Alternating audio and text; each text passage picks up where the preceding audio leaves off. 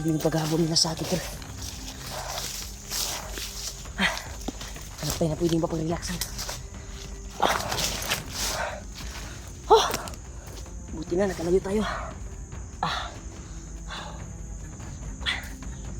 Salamat Panginoon.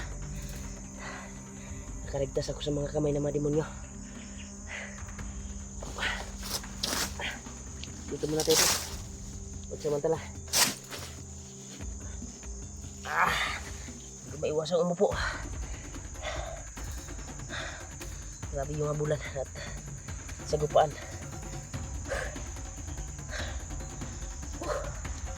Grabe.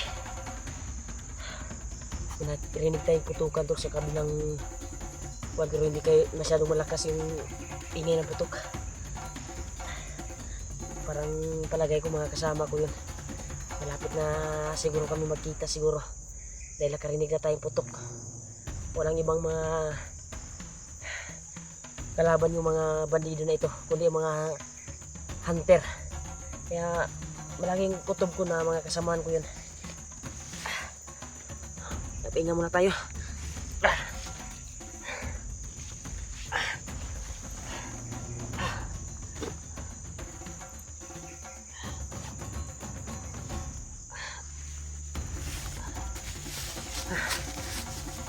Iwan natin na kontor. May Milo tayong dala. Biscuit. Tapos ito siguro Milo yung kikilawin muna natin.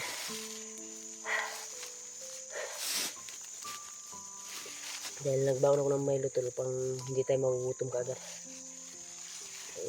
Pag kuhaan ako ng Milo kahit hindi ko makape, ay matagal ako magugutom.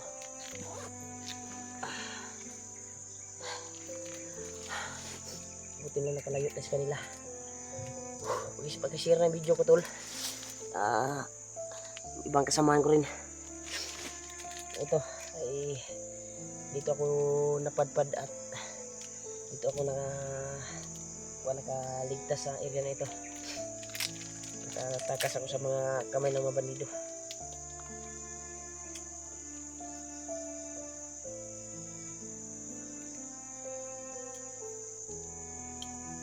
Duda ko atong kantol ba yung narinig ko putukan. Sigurado mga kasamahan ko yun, encounter sa mga, pero hindi masyadong malakas yung mga buto tol. Pero pipilitin ko makapunta doon tol at makalapit kahit na critical yung daanan. Buti nila yung naghabol sa akin ay naligaw ko dahil sobrang dami nila. Magkuhan muna tayo tol, lanlan muna tayo ng kuhan, Milo. Matagal kasi ako magugutom kapag magkuhan ako ng Milo. Maglanlan ba, magkilaw. Kasi kapag magkape ka pa dito, baka maabutan tayo ng mga bandido dito. Pagkadaanan itong pinaghingahan ko ngayon dito. Hindi tayo makakuhan, baka maiwan pa yung dala ko na kuhan. Pero secure pa rin tol, makaluto tayo kahit maaga. Yung nabili ko na maliit na lutuan, butin lang yung gamit, isulobra sa maliit na gasol yung ginamit ko kagabi. Safety pa rin yun pag ganito umaga at nakatago ka sa mga makuliblib na area dahil walang usok na kuwan talaga lalabas. Kalayo lang siya, kalayo lang talaga na makaluto ka kahit critical yung area at makatago ka lang, makaluto ka, makakain ka ng ayos.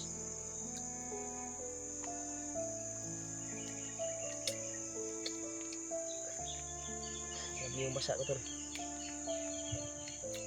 bihis tayo mamaya, may baka balik yung mga ubo natin, yung singot ba, yung gara, laban ko ni dayon yung tag mo init ni ugma or kasi ang oras ngayon nasa alas 4 ng hapon, darating na naman yung gabi. Pagkabukas na umaga ay makakita tayo ng ilog at makalaba tayo. Laban natin yung singutan na to nga babaho naman.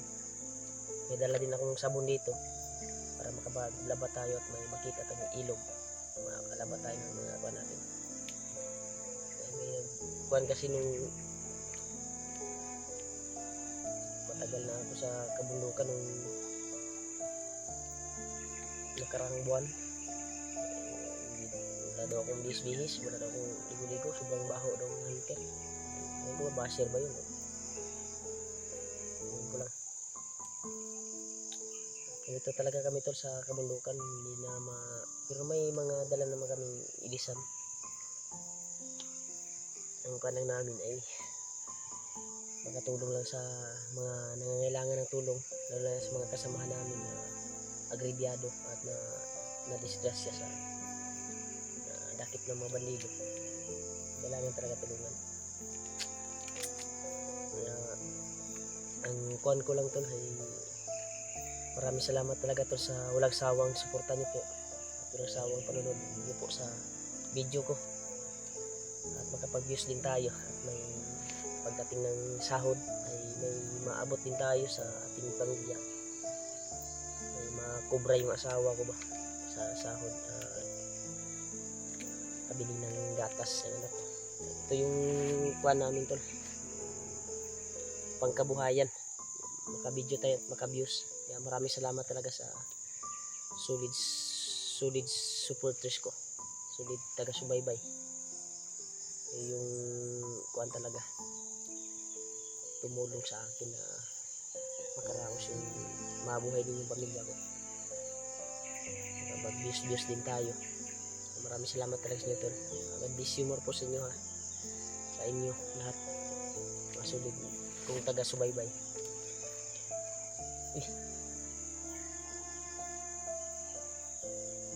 May sigaw tol. Hindi masyado malakas tol. Yan o. May aso, may sigaw. Hindi kaya bihag yan.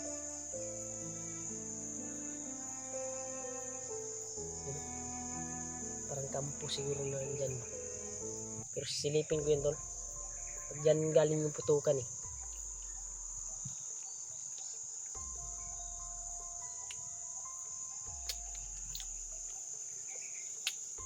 Doon sa kuning Milo.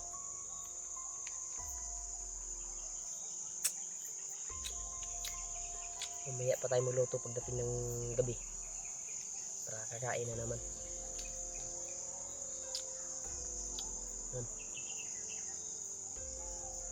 Yeah.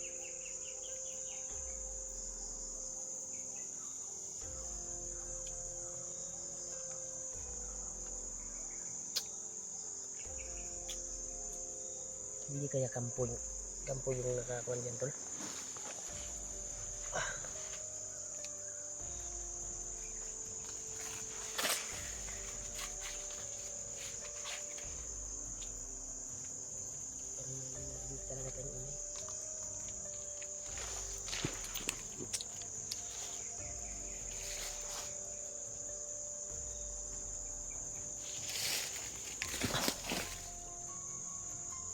Delikado tayo dito tol. Maraming bandido na papatrolya. May mga aso din. So maganda na iwas tayo.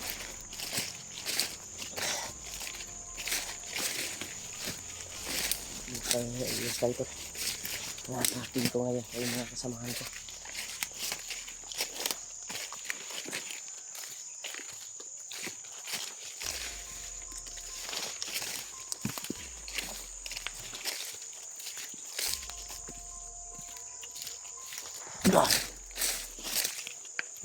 Baik tayo tol.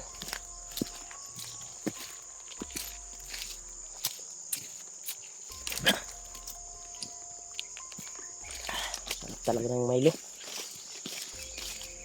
pag gugutom ka na. Mamaya na akong gabi magsaing. Dahil wala akong oras na yun magsaing. Hanapin ko yung putok na narinig ko.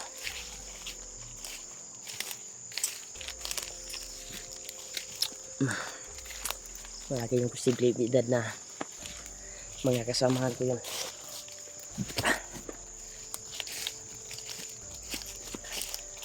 Patuloy lang tayo tol. Para sa kaligtasan ng mga kasama ko. Sana makita ko sila Kuya Bads. At sila na si Juan. Yung ibang hunter.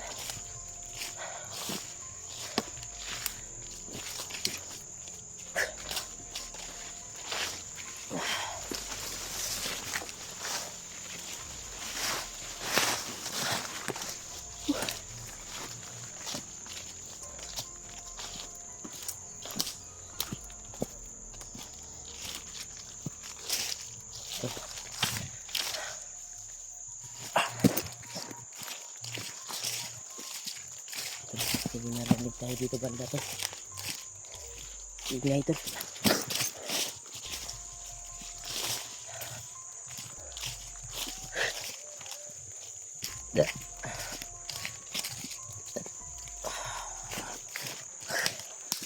Hindi na paglalakbay ito.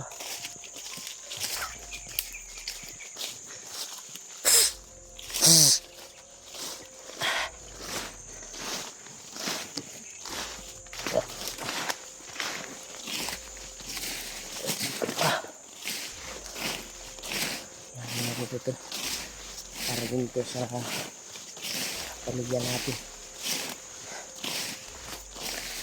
at ibang kasamahan. Makatulong tayo sa nangangailangan tulong. Kagaya kanina may narinig tayong ingay na parang bihag siguro ng mga bandido. Sana makatulong din tayo ng sa ganun ay makaligtas tayo ng buhay na inaapi ng mga bandido. Pero kung may makita man ako na bihag nila to, hindi ko na hindi na ako magduduha pa na lapitan. Tudasin sila.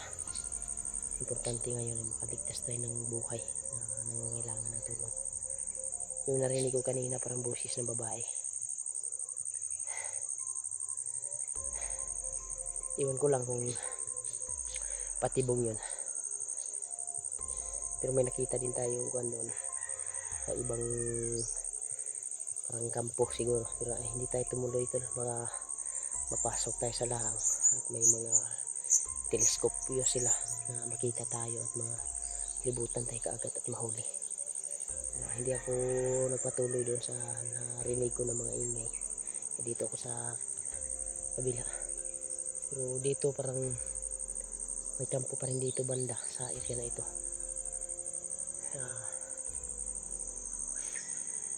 Nakarinig din tayo ng parang humingi ng tulong na babae. Grabe.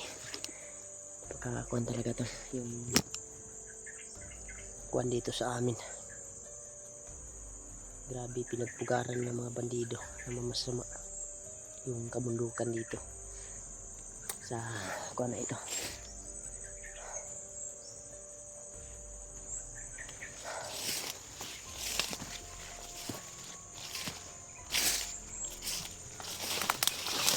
Pilitin ko to na kuan sila kita. Yan. Doon siguro tayo pupunta sa bundok na yan.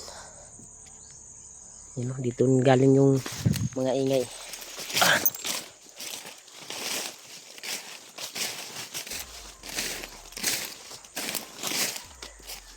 Para mahanap ko sila to.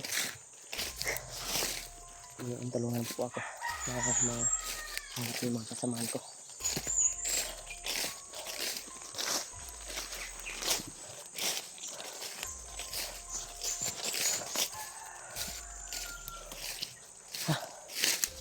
Lord, lapit ang gabi.